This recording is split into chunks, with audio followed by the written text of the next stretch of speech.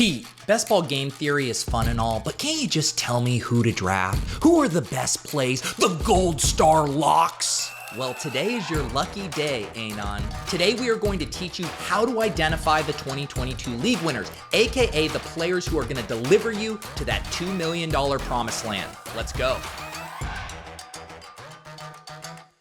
In our previous videos, we've hammered home this idea that we are collectively bad at identifying and drafting the best players. It's why we primarily focus on things like draft structure and stacking and correlation, because it allows us to get less things right and still be successful. But that doesn't mean we should be ignoring player selection altogether. Now that we have a good foundation for those macro strategies, we can really start to hone in on player selection and the type of players who will deliver us to that $2 million promised land in BBM3. In looking at previous year's data and rosters from Best Ball Mania, a clear picture starts to form of the archetype of players we should be targeting, not only to help us advance to the playoffs and win our leagues, but also supercharge our team down the stretch in the fantasy playoffs when it matters the most in Best Ball Mania 3. Remember Lions rookie wide receiver Amon-Ra St. Brown last year? He didn't have a single double-digit target game until week 12 before ripping off 6 straight games with 10+ targets,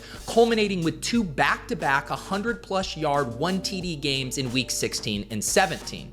Seahawks running back Rashad Penny did virtually the same thing at the running back position. He was a non-factor until week 13, at which point he ripped off 4 games with 135 or more rushing yards and 6 TDs, including a monster 190-yard 1 TD game in week 17. It's no surprise that these two guys were on the winning Best Ball Mania 2 team. It's also the perfect way to illustrate that the structure of BBM3, which we've described as 4 uncorrelated tournaments, dictates that we don't need our player selections to smash the entire year. There's only so many Cooper Kupp and Jonathan Taylors to go around. All we need is for these players to deliver spiked weeks when it matters the most in the fantasy playoffs. The light bulb moment for player selection comes when you stop thinking about a player's ability to deliver value weeks 1 through 17, but simply deliver us 1 to 2 big weeks, weeks 15 through 17. When drafting a player in Best Ball Mania 3, we should always be asking ourselves, does this player have the potential to put up a massive score during one of those playoff weeks? Once we shift our lens to this perspective, we can now start to identify the types of players who historically produce well at the end of the season. And as a cherry on top, these types of players traditionally come at a discount due to the ambiguity, and we can leverage this to our favor and help us build super teams. So now we answer the $2 million question. Who are the players that can supercharge our team down the stretch? We've been hammering home this idea that the production we value the most for BBM3 is the production at the end of the year during the fantasy playoffs. And there's no cohort of players that perfectly fit this end goal more than rookies, who year after year see their production increase as the season goes along. Take a look at this chart from RotoViz by Michael Dubner and Jack Miller, which shows the average points per game for both veterans, which is the green line, and rookies, the red line, over the course of the season. Rookie running back production peaks in the playoffs, which is where all of the expected value is in these large field tournaments. This makes intuitive sense as well. Coaches are often reluctant to throw their rookies to the wolves, electing instead to slowly ramp up their workload as the season progresses. Take a look at David Johnson's rookie year in 2015 for the Cardinals after the team drafted him in the 3rd round. After seeing very few opportunities through week 12 behind veterans Andre Ellington and Chris Johnson, the team finally unleashed him weeks 13 through 17. The data for rookie wide receivers is even more compelling. Not only do the rookie wide receivers peak during the playoffs, the veterans actually see a decline in their production. Anyone who ever rostered late career Larry Fitzgerald is well aware of this phenomenon. The market is certainly wising up to the massive upside of some of these rookie wide receivers after what Jamar Chase did last year, but we can still look at what data has historically proven to be the most predictive of rookie wide receiver success, and then compare that to inefficiencies in the market where drafters might not be fully prioritizing late season production. RotoViz's Blair Andrews has crunched these numbers for us and has found a few metrics that can help us identify the players who typically succeed in the NFL. The main things we are looking for here are 1, players who earned a large portion of their team's receiving yards and TDs in college. We call this market share. 2, players who are young and declare early for the NFL. And 3, ideally weigh over 210 pounds. Sorry, Tutu Atwell. For 2022 rookie wide receivers, Treylon Burks and Drake London check most of these boxes we look for, yes, asthma notwithstanding, and represent our best chance to capture late season Chase-like lightning in a bottle.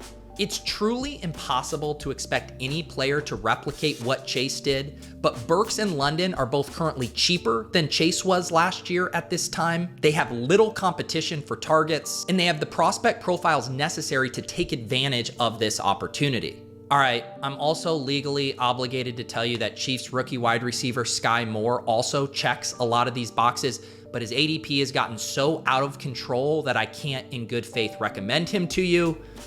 Yes, roll the clip, ship chasers. As for rookie running backs who could be the next David Johnson, both top 2 drafted running backs, Breece Hall and Kenneth Walker, are being discounted because of perceived committee situations, and yet history tells us that these guys will often wrestle away a lion's share of the touches by the season's end. It's certainly fair to worry about Rashad Penny and Michael Carter capping their upside early, but all we care about is what they do down the stretch when it matters the most. Hall is certainly the best running back rookie bet to make because of his early round 2 draft capital, but the real goldmine for rookie wide receivers occurs in picks 80 through 160. This is a range that Blair Andrews calls the rookie running back window. These rookies generally have more ambiguity than the tier 1 running backs like Breece Hall, so their cost is cheaper, but historically this range has absolutely crushed in best ball. Think Alvin Kamara or Kareem Hunt in 2017 or Nick Chubb in 2018, who entered the season in uncertain roles but absolutely crushed down the stretch and subsequently jumped into the top 20 picks in year 2. Some of the rookie running backs being drafted in this RB window range on Underdog this year include the aforementioned Kenneth Walker, as well as James Cook, Tyler Algier, Dameon Pierce, Rashad White, and Isaiah Spiller. Not all of these guys will hit, but history tells us the few that do hit will hit in a massive league-winning type way. If you haven't started drafting on Underdog yet, God bless your soul and your restraint, but you can get a $100 deposit match with promo code Pete. Just promise me you'll leave some of these rookie running backs for me. Next up, we have contingency-based players, which is basically just a fancy way to say players who don't project for a ton of opportunity on paper, but would have massive upside in the event of an injury in front of them. This is the anti-fragile dynamic that makes a structural strategy like Zero RB so powerful. It is contingent on certain things happening, but if those things do happen, not only will your opponents be at a disadvantage because they lost their early running back, but your team will actually benefit from this chaos. Drafting these types of running backs, sometimes called handcuffs, and trust me, it's not as kinky as it seems, is one of the best ways we can chase upside in tournaments like BBM3. These are the backs who can serve as a one-for-one bell cow replacement for the starter. While these running backs will likely put up zeros if the starter stays healthy, they are virtually guaranteed to put up points in your starting lineup if something were to happen to the starter. Just ask Alexander Mattison, one of the classic contingency handcuff picks year after year. In games where Dalvin Cook has missed, Alexander Mattison has averaged 18 points per game. How about Darrell Henderson last year? He was routinely going in the 14th and 15th rounds of drafts, and then after Cam Akers tore his ACL, he rocketed up to the 4th and 5th round. This kind of ADP jump just isn't possible at other positions. Who could be this year's Darrell Henderson? How about Deontay Foreman in Carolina behind CMC? Foreman filled in nicely for the big dog last year when Henry missed time for Tennessee, and let's just call a spade, CMC isn't exactly a picture of health. And if you ask the counselor, he cares more about modeling anyways.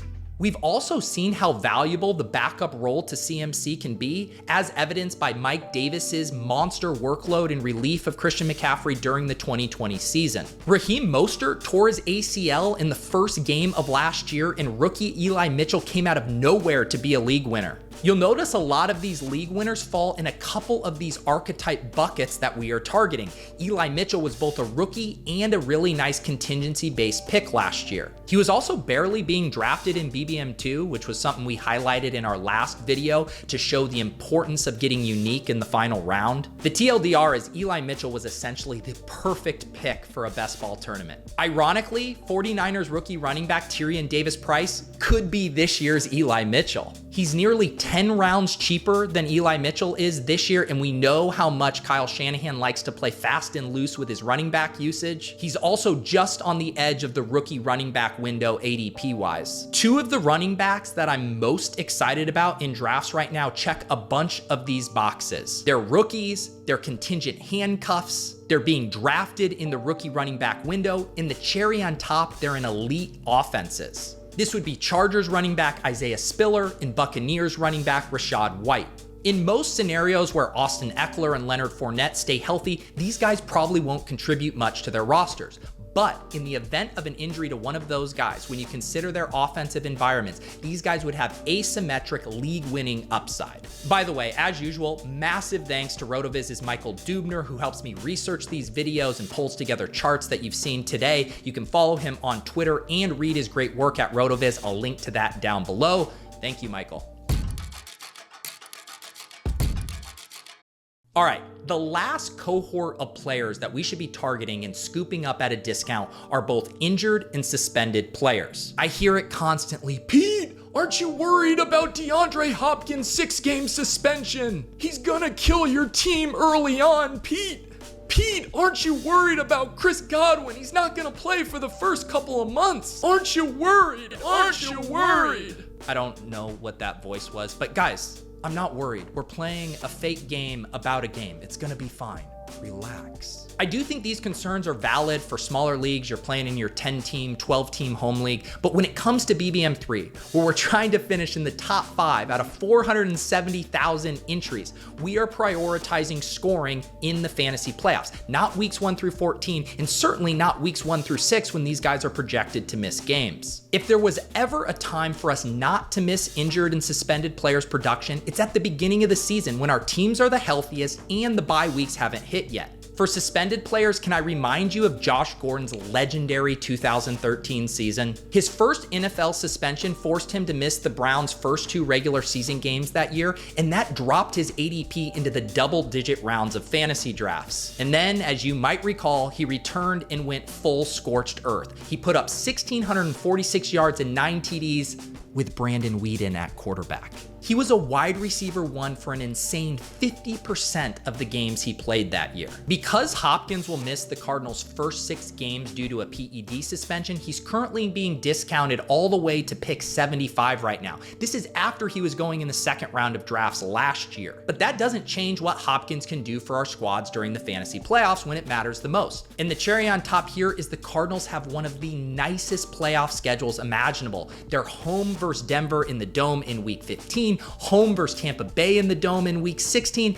and then they finish in the Atlanta Dome week 17. It is fair to wonder if Hopkins is on the wrong side of his career arc, but when we do bet on bounce backs, Hopkins is the exact kind of proven wide receiver we want to be betting on. He's been incredibly efficient with his targets the past 2 years, which bodes well for his production this year. If Hopkins weren't suspended, he'd likely be going in the early 3rd round of drafts right around Keenan Allen, and instead we're getting a multi-round discount. As for injured players, we should always be on the hunt for the next Odell Beckham Jr., who missed the first 4 games of his rookie career with a hamstring injury before promptly returning and setting the league on fire, and finishing as the wide receiver 6 in just 12 games.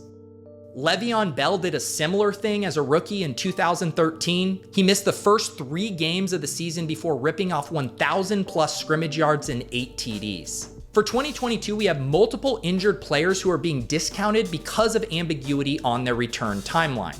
If anyone has the chance to be the 2022 version of Odell Beckham's rookie year, it's probably Lions wide receiver Jameson Williams, who did tear his ACL in the national championship game last year, but enters the league as a superstar prospect. Williams was selected 12th overall in the NFL draft and is currently being selected in the 11th, 12th, 13th rounds of Best Ball Mania 3, despite having a far better pedigree than wide receivers like Christian Watson and Chris Olave, who are routinely being drafted ahead of him. This is a classic spot to buy the dip, take the injury discount, and bet on the talent and what the historical rookie wide receiver production tells us. Chris Godwin and Michael Gallup are two other injured players also returning from ACL who are coming at a discount right now in drafts. As veterans, we also largely know what we're going to get from these players when they return to the field. Godwin, of course, has the greatest quarterback of all time throwing balls to him, and like the Cardinals, he will return to one of the best possible playoff schedules imaginable. The Bucs have a warm weather home game versus Cincinnati, then they go on the road to the Dome in Arizona for a shootout before returning home for another warm weather finale against the Panthers. Godwin would easily be a second, early third round pick if he were fully healthy, and instead we're now getting him in the 5th and sometimes 6th round of underdog drafts. Gallup is in a similar boat and even cheaper. He has far less competition this year with Amari off to the Browns, and Dak remains one of the best deep ball passers in the league. It's a small sample size, but in Gallup's only 2 games without Amari Cooper, he's averaged 10 targets. Despite the uncertainty about all of these wide receivers' early season prospects, we know that they have the profile and the talent to put up massive spiked weeks in the fantasy playoffs. Of course, these outlooks are painting the rosiest possible picture. For all the Odell Beckhams of the world, there's also Michael Thomases out there. Guys who start the season injured and then never return to form. The point though, like everything in these large field tournaments, is we are prioritizing upside at every single turn of the draft, even if that means that upside comes with some risk. I've been writing about best ball all summer long in the Fantasy Life newsletter. It's free and in your inbox every morning. I got the link down below, or you can sign up via the link in my Twitter profile. Ultimately, the ADPs on Underdog are really good and efficient, but they're efficient in a way that prices the players for their full season production. What we've discovered here, though, is there's likely an inefficiency in pricing players based on what they can do for us in the fantasy playoffs, weeks 15 through 17, when it matters the most. In targeting these 3 cohorts of players, rookies, contingency-based, handcuff picks, and injured/suspended players, we are checking virtually every box we are looking for in a BBM 3-player selection. A discounted price that can allow us to build super teams late in the season, player archetypes and profiles that we know can put up massive spike weeks, and third, most importantly, players whose production historically peaks at the end of the season during the fantasy playoffs. Uncertainty breeds opportunity, and if you're looking to best 470,000 other players to win $2 million, buying the dip on discounted players who could provide outsized returns in week 17 is a great way to do that. As the saying goes, scared money won't make money. And if you're wondering why I won't shut the hell up about week 17, here's why.